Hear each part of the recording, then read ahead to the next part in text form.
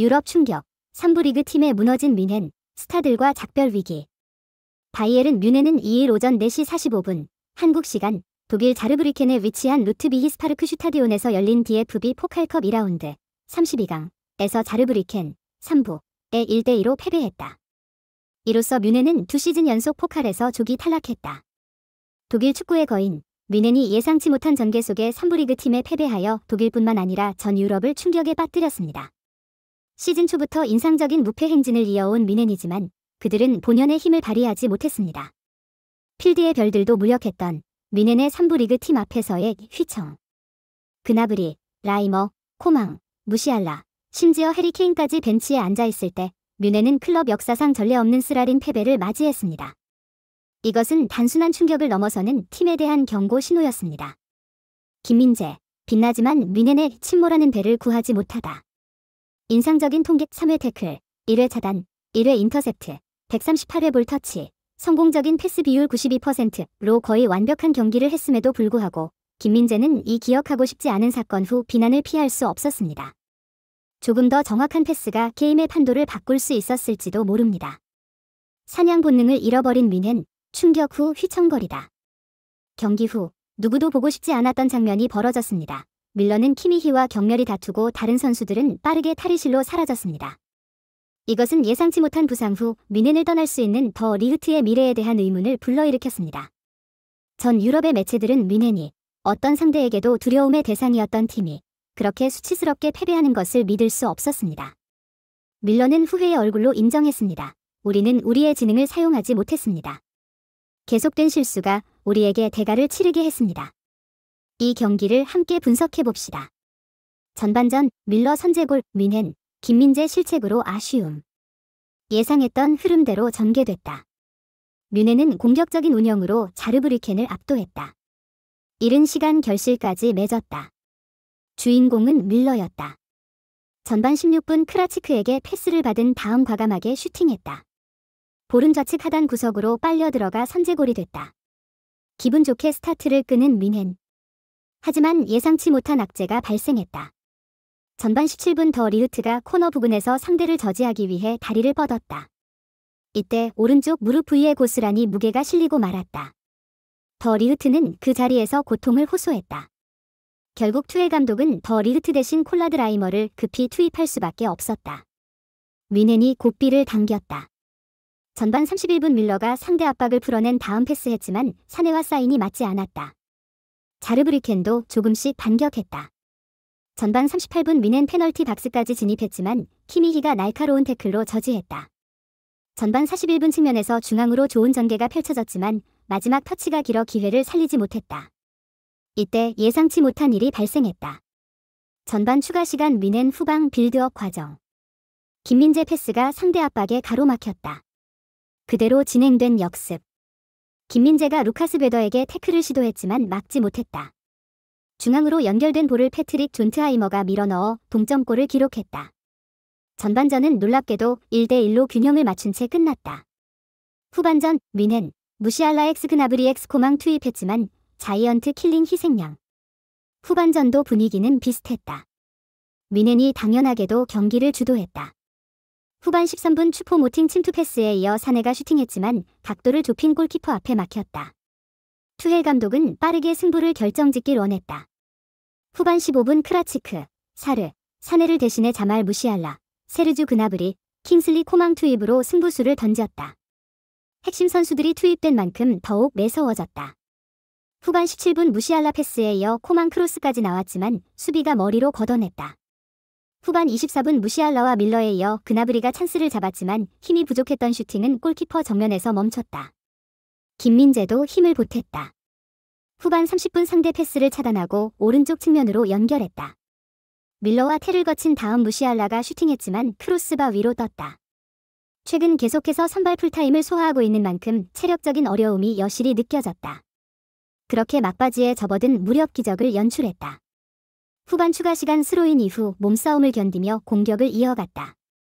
팀 지배자가 내준 컷백을 마르셀 가우스가 밀어넣어 골망을 흔들었다. 결국 뮌헨은 자르브리켄에 1대2 충격패를 당하며 탈락했다. 경기 이후 뮌헨 충격패, 유럽 전역에서 집중 조명. DFB 슈퍼컵에 이어 포칼도 놓친 뮌헨.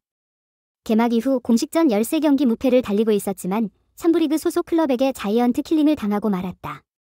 그나브리, 라이머, 코망, 무시알라, 해리케인 등이 벤치에 앉았다고 하더라도 납득하기 힘든 패배다. 김민재도 비판을 피하기 어려울 것으로 보인다. 첫 번째 실점 당시 패스가 조금 더 정확했다면 아쉬움이 남는다. 당시 장면 외에는 완벽에 가까웠다. 주요 스탯으로는 클리어링 3회, 슈팅 블록 1회, 인터셉트 1회, 볼터치 138회, 패스 성공률 92%, 130회 시도 마이너스 120회 성공, 롱볼 성공률 50%, 6회 시도 마이너스 3회 성공 등이 있다. 소파스코어는 김민재에게 평점 6.9점을 부여해 무난했다는 평가를 내렸다. 김민재보다 낮은 선수로는 데이비스, 더 리흐트, 이상 6.7점, 노이어, 6.4점, 사네, 6.3점 등이 있다. 충격적인 패배에 유럽 전역이 들썩이고 있다. 독일 유로스포르트는 뮌헨은 자르브리켄에 충격적인 패배를 당했다. 화가 난 밀러는 키미히와 언쟁을 벌였고 다른 선수들은 몇 초 만에 라커룸으로 사라졌다. 더 리흐트가 부상으로 이탈할 위험도 있다. 도르트문트전 3일 전에 비상이 걸렸다 라고 조명했다. 밀러는 우리는 더 잘할 수 있는 상황이 많았고 영리하지 못했다. 많은 잘못을 저질렀다 라며 고개를 숙였다. 네덜란드 에드는 국가대표로 활약하고 있는 더 리흐트 부상을 조명했다. 매체는 더 리흐트가 이른 시간 부상을 당했다. 그는 전반 25분 라이머와 교체되어야 했으며 이번 시즌 이미 여러 차례 결장했으며 지난 한 달 동안 무릎 부상으로 이탈했었다. 네덜란드 대표팀으로 프랑스전과 그리스전에도 뛰지 못했다 라며 우려했다. 실제로 더 리흐트 부상은 매우 치명적이다. 그는 지난 갈라타사라이전 이후 축구 선수로서 항상 플레이하길 원한다. 시즌 초반은 쉽지 않았고 나는 부상을 이겨냈다. 다시 건강해진 만큼 팀을 도울 수 있기를 바란다. 지난 경기에서 90분을 뛰었다. 아직 통증이 완전히 사라진 건 아니지만 정상이라 생각한다. 프로 선수는 누구에게나 약간은 통증이 있다. 견뎌내야 한다라며 부상에서 완전히 자유로운 상황은 아니라고 설명했었다. 그리고 얼마 지나지 않아 다시 부상으로 쓰러지게 됐다. 만약 정도가 심각할 경우 김민재를 제외하고는 센터백이 없는 지경에 이를 수 있다. 우파메카노 복귀도 아직이다. 독일 바라리안 풋볼은 뮌헨 스쿼드 뎁스는 심각한 부상 문제로 계속 논의됐다.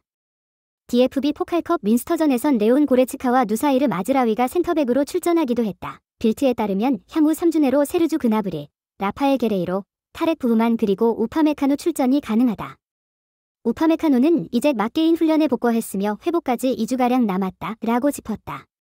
새로 영입된 김민재만이 유일하게 제 컨디션을 유지하고 있고 매 경기 그라운드에서 기대에 부응하고 있는 상황.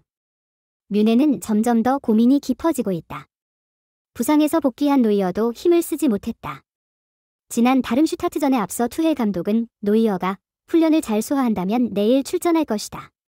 우리 역시 많이 기다리고 있다 라고 언급했다. 이어 그는 지금 순간을 즐기고 있으며 실력은 의심할 여지가 없다. 우리는 노이어가 빨리 돌아오길 기대하고 있으며 모든 것이 잘 풀리길 바란다 라고 응원했다. 수비 불안이 지적되고 있는 뮌헨으로서 노이어는 천군만마다. 하지만 오늘은 진가를 발휘하지 못했다. 여러모로 총체적 난국에 빠진 뮌헨이다. 격경사로 기쁨을 만끽한 김민재다. 먼저 축구계 최고의 영예라 평가받는 발롱도르에서 30인 후보 가운데 22위로 센터백 후보 중 가장 높은 순위를 기록했다. 지난 시즌 김민재는 나폴리 입단 이후 기대와 우려가 공존했던 상황 속에서 스스로를 완벽히 증명했다. 루치아노 스팔레티 감독 지휘 아래 저돌적인 수비, 안정적인 연계, 헌신적인 자세로 골문을 책임졌다. 철기둥이라는 별명으로 불리며 이탈리아를 흔들었다. 그 결과 나폴리는 디에고 마라도나 시대 이후 33년 만에 이탈리아 정상에 올랐다. 김민재는 시즌 베스트 수비수, 올해의 팀, ESM, 유러피언 스포츠 미디어, 올해의 팀 등에 선정되며 이탈리아는 물론 전 세계적으로 뜨거운 관심을 받았다. 시즌 종료 이후 이적 시장을 달궜다. 바이아웃은 박앤세일이라 불릴 정도였다. 실제로 김민재는 트랜스퍼마크트가 전망한 몸값에서 6천만 유로, 약 861억 원로 평가됐다. 2021년 10월 페네르바체 입단 당시 몸값이 불과 650만 유로, 약 93억 원이었던 점을 감안하면 2년 만에 자그마치 823%가 상승한 셈이다. 맨유, 첼시, 파리 생제르맹, PSG 등등 전 세계 네로라 하는 빅클럽들이 모두 김민재에게 달라붙었다. 하지만 가장 마지막에 뛰어든 뮌헨이 끝내 계약을 체결했다. 5천만 유로, 약 715억 원, 라는 결코 적지 않은 금액까지 스스럼 없이 지불했다. 그렇게 김민재는 뮌헨 일원이 됐다. 지난 시즌 뮌헨은 가까스로 마이스터샬레, 독일 분데스리가 우승을 사수했다. 독일 분데스리가 최종전에서 도르트문트를 끌어내리고 챔피언에 등극했다. 그것도 이재성이 이끄는 마인츠가 도르트문트를 잡지 않았다면 불가능했을 우승이었다. 절치부심한 뮌헨과 토마스 투헬 감독은 분주히 여름 이적 시장을 돌아다녔다. 센터백의 김민재 그리고 최전방의 해리 케인을 영입해 전력을 대폭 강화했다.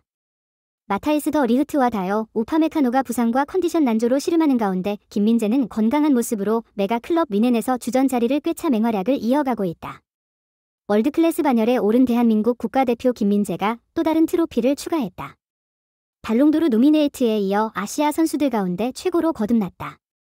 아시아 축구연맹 AFC은 31일 한국 시간 카타르 도하에 위치한 카타르 국립 컨벤션 센터에서 2022 AFC 어워즈를 진행했다. 이날 김민재는 해외 무대에서 가장 번뜩이는 활약을 펼쳤던 선수에게 주어지는 AFC 인터내셔널 선수상을 수상했다. AFC는 김민재는 1989에서 90 시즌 마지막으로 우승한 나폴리를 이탈리아 세리에A 우승으로 이끌며 눈에 띄는 활약을 펼쳤다. 김민재는 2015년, 2017년, 2019년 수상자 손흥민에 이어 한국 출신 선수 두 번째 수상자가 됐다 라고 소개했다. 이어 김민재 주가는 2021년 중국 베이징 거안에서 튀르키예 페네르바체로 이적한 뒤부터 급등했다. 1년도 채 지나지 않아 나폴리로 이적했다. 나폴리는 사상 처음 유럽 축구연맹, UEFA, 챔피언스리그, UCL, 8강에 올랐으며 김민재 존재감은 엄청났다. 나폴리가 스쿠데토, 이탈리아 세리에A 우승을 차지하는 동안 김민재는 33경기 동안 클린시트, 무실점, 16회, 2골, 2도움을 기록했다 라고 혀를 내둘렀다. 또한 김민재는 한국이 10회 연속 국제축구연맹, 피파, 월드컵 본선 진출하는 데 있어서도 큰 역할을 했다. 그는 2022 카타르 월드컵 당시 4경기 중 3경기를 출전했다. 그 이후 김민재는 독일 분데스리가 거물 바이에른 뮌헨으로 이적했으며 2023 발롱도르 후보 가운데 유일한 아시아 출신 선수였다 라며 찬사를 보냈다. 이렇듯 명실상부 월드클래스 센터백으로 도약한 김민재가 이번 경기도 선발 출격했다. 상대가 객관적인 전력에서 몇 수 아래인 자르브리켄이지만 센터백 라인의 로테이션을 가동할 옵션이 없는 상황. 토마스 투헬 감독은 김민재와 더 리흐트 조합을 그대로 꺼낼 수밖에 없었다. 김민재는 말 그대로 쉴 틈 없이 그라운드에 투입됐다.